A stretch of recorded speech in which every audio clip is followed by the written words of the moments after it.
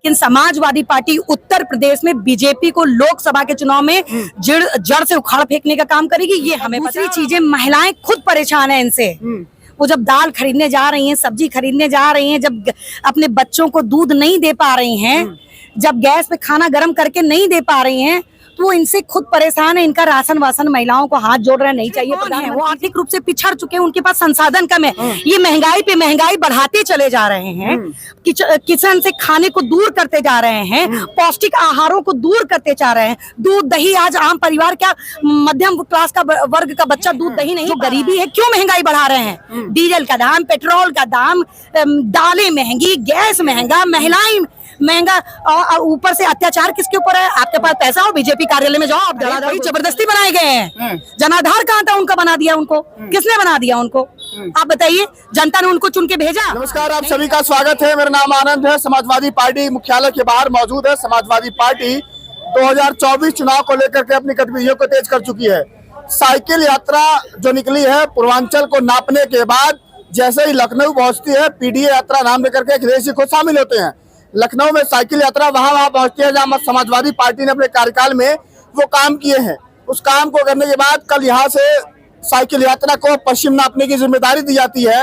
22 नवंबर के आसपास वो यात्रा पहुंचेगी सैफई। लेकिन उसके बाद अगले दिन, ठीक आज, समाजवादी पार्टी की प्रदेश कार्यकारिणी की बैठक थी। सभी लोग वहां पर मौजूद है। क्या दिशा निर्देश मिले हैं, और खबर ये आ रही है कि बूथ जीतने की तैयारी में है समाजवादी पार्टी। बूथ जीतेंगे तो चुनाव जीतेंगे। 24 का चुनाव समाजवादी पार्टी यूपी की लोकसभा की 80 सीटों पर अपनी दावेदारी ठोस तरीके से मजबूत करने जा रही है, क्योंकि बीजेपी के पास बहुत सारी सीटें हैं।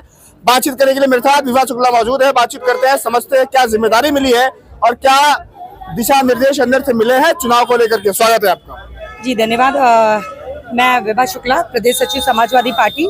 और या आप आज चुनाव जो मीटिंग्स थी लोकसभा की तैयारी पे थी, और जिस तरीके से जो बीजेपी है अपने छम युद्ध करती है, वो युद्ध नहीं, वो चुनाव नहीं लड़ती, वो छम युद्ध करती है। वो वोटर्स के नाम कटवा देती है, वो लिस्ट में फर्जी नाम डलवा के जीतना चाहती है। तो कई जो ये जो रणनीति है उनकी, अब की बार जो है हमारे राष्ट्रीय अध्यक्ष और हमारे क्या कहते हैं और भी पार्टी के बड़े जो पदाधिकारी, उन्होंने बताया कि जिस तरीके से छम युद्ध इनका चला, नाम कटाने और नाम बढ़ाने का, गलत लोगों का नाम जुड़ा देते हैं और अपने लोगों का नाम कटा देते हैं। तो इस स्तर पे जो इनका खेल है वो बंद होने वाला है। और दूसरी तरफ से मैं ये बात कहूंगी कि पूरी तरीके से आगामी लोकसभा चुनाव में जिस तरीके से बीजेपी की पूरी तरीके से फ्लॉप हो चुकी है, चाहे महिलाओं के किचन में हो, महंगाई के नाम पे हो, गैस सिलेंडर जिसपे बड़ा बड़ा इन्होंने बैनर छाप के गरीब महिलाओं का वोट लिया था, आज सबसे ज्यादा गैस महंगा है, उसकी कमर तोड़ दी महिलाओं की, वो अपने बच्चों को खाना बना के नहीं दे पा रही। तो उस पे सारे मुद्दे, पिछड़ों, दलितों पे कितना अत्याचार कर रही है सरकार, किस तरीके से बेकसूर लोगों को जो है बुलडोजर के नीचे दबाया जा रहा है। आपने देखा होगा कानपुर की घटना, किस तरीके से 2 महिलाओं को बुलडोजर के नीचे दाब दिया इन्होंने, उसकी झोपड़ी तोड़ के। तो जिस तरीके से गरीबों के ऊपर अत्याचार, किसानों के ऊपर अत्याचार, महंगाई करके घरों की सेंधों में अत्याचार। केशव प्रसाद मौर्य का नाम सुना आपने? डिप्टी सीएम है। हाँ, मैंने कहते हैं समाजवादी पार्टी कोई यात्रा निकाल ले, कुछ भी कर ले, कुछ सीटें निकलने वाली है नहीं, कोई फायदा होने वाला है नहीं। देखिए, उनका मतलब सुनिए, वो अपनी सीटें बचाएं, वो अपना जो है सीट नहीं बचाया पाया। और समाजवादी पार्टी की बात करते हैं, वो समाजवादी पार्टी जो है दूसरे नंबर की पार्टी है। यदि वो संविधान देखते हैं और वो हमसे चुनाव जीत के गए हैं, तो वो कैसे कह सकते हैं? साफ साफ झूठ बोल रहे हैं। पहले आपको तो दया में कुर्सी दी गई है, दया में कुर्सी दी गई है। लेकिन मैं कह रही हूँ, आप अपना चुनाव जो है, अपना जो विधानसभा, अपना लोकसभा बचा के दिखाइए समाजवादी पार्टी के लोगों से, तब आप कुछ बात करिए। वो बात करने लायक नहीं है, आप उनसे बाइट ही मत लिया करिए। जीते हुए व्यक्ति से बाइट लेनी चाहिए ना। डिप्टी सीएम बाइट न लें। अरे भाई, जबरदस्ती बनाए गए हैं। जनाधार कहाँ था उनका? बना दिया उनको, किसने बना दिया उनको? आप बताइए, जनता ने उनको चुन के भेजा? नहीं भेजा ना। पिछड़े के बहुत बड़े नेता हैं वो। मैं एक चीज कहना चाहती हूँ, जो पिछड़े हैं, जो दलित हैं, जो अल्पसंख्यक हैं, और जो महिलाएं हैं, जो बुजुर्ग हैं, जो गरीब हैं, जो गरीबी रूप से भी काफी पिछड़े हुए समाज है हमारा, 8 लाख से नीचे की जिसकी भी जो आय है, आपका संविधान कहता है कि वो जो है पिछड़े में आते हैं, वो किसी भी जाति वर्ग विशेष के हो। तो उन्होंने उनको चुन के नहीं भेजा नेता बना के, क्योंकि उनके अंदर अयोग्यता थी। वो कहीं नहीं बन पाए अपने पिछड़ों के नेता, क्योंकि वो हार गए चुनाव। जीत गए होते तो चुनाव जीत माना जाता ना। अच्छा, अंदर कुछ सीटों पर लेकर के बंटवारा हुआ क्या? कुछ सीटों पर चर्चा हुई कि क्या? क्योंकि कांग्रेस के साथ आपका कहीं ना कहीं अलायंस होने के चांसेस है, इंडिया गठबंधन है, पश्चिम में आरएलडी है आपके साथ, सीटों का कुछ चर्चा हुआ, कुछ बातचीत हुई? देखिए, समाजवादी पार्टी पूरी तरीके से समाज के हित में काम करेगी। सीटें कोई बंटवारे की जो बात है वो बड़े लेवल की बात है, वो तो माननीय राष्ट्रीय अध्यक्ष जी और प्रदेश अध्यक्ष और राम गोपाल जी बता पाएंगे, इस पे मैं नहीं टिप्पणी करना चाहूंगी। लेकिन समाजवादी पार्टी उत्तर प्रदेश में बीजेपी को लोकसभा के चुनाव में जड़ से उखाड़ फेंकने का काम करेगी, ये हमें पता है। और हमारे सारे बूथ सेक्टर, महिलाएं और खुद उत्तर प्रदेश की जनता यह करने के लिए भाजपा योजनाओं पर योजनाएं ला रही है, पिछड़ों का सम्मेलन, दलितों का सम्मेलन करवाने जा रही है, मेरा माटी मेरा देश योजना चला रही है, इतनी सारे काम कर रही है वो, तो कैसे कह रहे कि सीट नहीं जीतेगी वो? अच्छा, एक चीज बताइए, मेरा माटी मेरा देश, मेरे माटी मेरे देश में महिलाएं तो हैं, वो पिछड़े, दलित, अल्पसंख्यक, गरीब ही तो हैं। पिछड़े कौन हैं? वो आर्थिक रूप से पिछड़ चुके हैं, उनके पास संसाधन कम है। ये महंगाई पे महंगाई बढ़ाते चले जा रहे हैं, किचन से खाने को दूर करते जा रहे हैं, पौष्टिक आहारों को दूर करते जा रहे हैं। दूध दही, आज आम परिवार, क्या मध्यम क्लास का वर्ग का बच्चा दूध दही नहीं पा रहा है? तो ये पिछड़ों की बात कर रहे हैं, ये मजाक कर रहे हैं देश के साथ। देश के प्रधानमंत्री पिछड़े हैं, देश के प्रधानमंत्री पिछड़े समाज से आते हैं, कहते हैं मैं ओबीसी हूँ।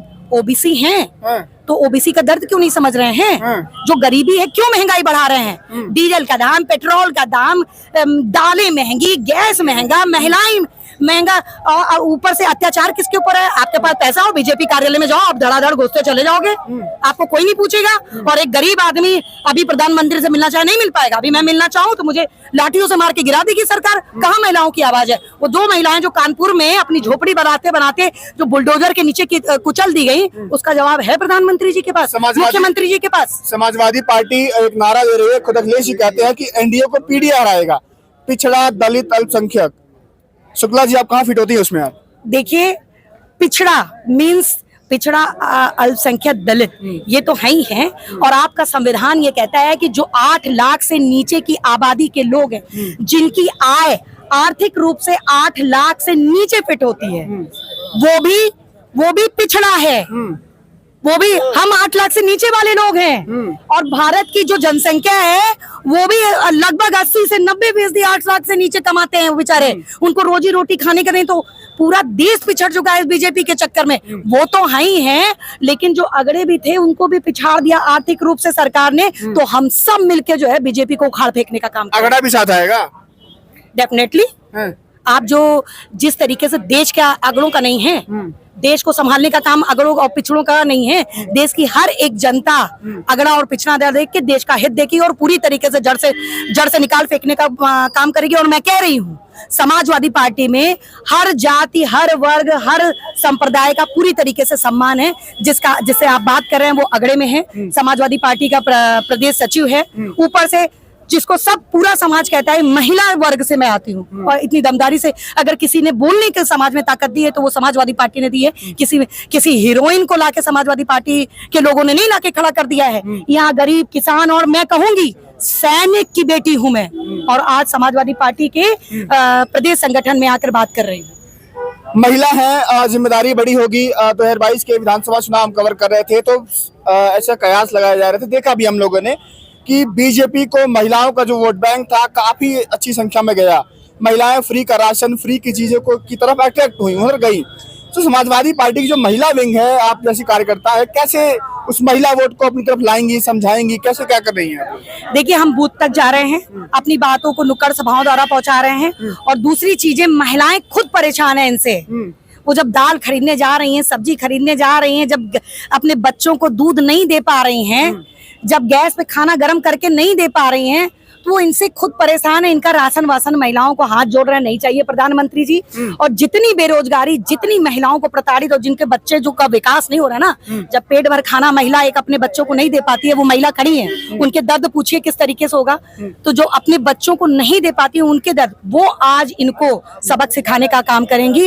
अब खाली सिलेंडर इनके इसी लोकसभा चुनाव में इनके सरों पे पटका जाएगा। आखिरी सवाल होगा, कल अखिलेश जी ने बोला था कि जिनका परिवार नहीं होता है वो परिवार वालों का दर्द नहीं जानते हैं, क्या कहेंगे आप? डेफिनेटली प्रैक्टिकल वर्क बहुत जरूरी है।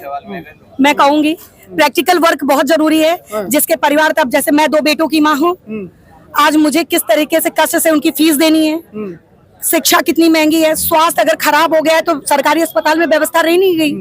आप किसी भी प्राइवेट स्कूल में जाइए, वहां इतनी अराजकता है कि आपको लूट डालेंगे। तो जो प्रैक्टिकल करता है उसको परिवार का दर्द पता चलता है।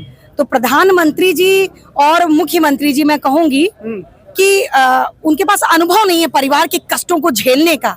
उन्होंने हर तरीके से उन्होंने अपनी घर की घरेलू जो जिम्मेदारी थी वो छोड़ दी थी कहीं ना कहीं। तो वो बिल्कुल हिटलर शाही वाला शासन चलाते हैं। और परिवार चलाने के लिए सौम्यता, गंभीरता, शालीनता और मैं कहूंगी कहीं ना कहीं बहुत कुछ गम खाने की जरूरत है, जो वो प्रधानमंत्री जी और मुख्यमंत्री जी में बिल्कुल नहीं है। और हिटलर शाही से देश नहीं चलता। चलिए, मेरे साथ विभा शुक्ला मौजूद थी, इनसे बातचीत हुई। क्या इन्होंने कहा? 24 के चुनाव के पहले समाजवादी पार्टी हर स्तर से तैयारी कर रही है, क्योंकि लोकसभा 80 सीटें हैं यूपी में और दिल्ली जाना है तो आपको यूपी से होकर के ही दिल्ली आना होता है। बड़ी भूमिका निभाती है 80 सीटें। समाजवादी पार्टी हर एक स्तर से अपनी तैयारी कर रही है। अब देखते हैं कि इंडिया अलायंस साथ आता है तो कितनी सीटें समाजवादी पार्टी के खाते में आती हैं। आप लोग क्या सोचते हैं इस बारे में? जो भी आपका राय होगा कमेंट सेक्शन में दीजिएगा। और हमारी अगर पत्रकारिता, अगर हमारी खबरें आपको पसंद है तो हमें आर्थिक सहयोग करें और डिस्क्रिप्शन में हमारा मोबाइल नंबर होगा, आप हमें कांटेक्ट कर सकते हैं। फिलहाल के लिए नमस्कार।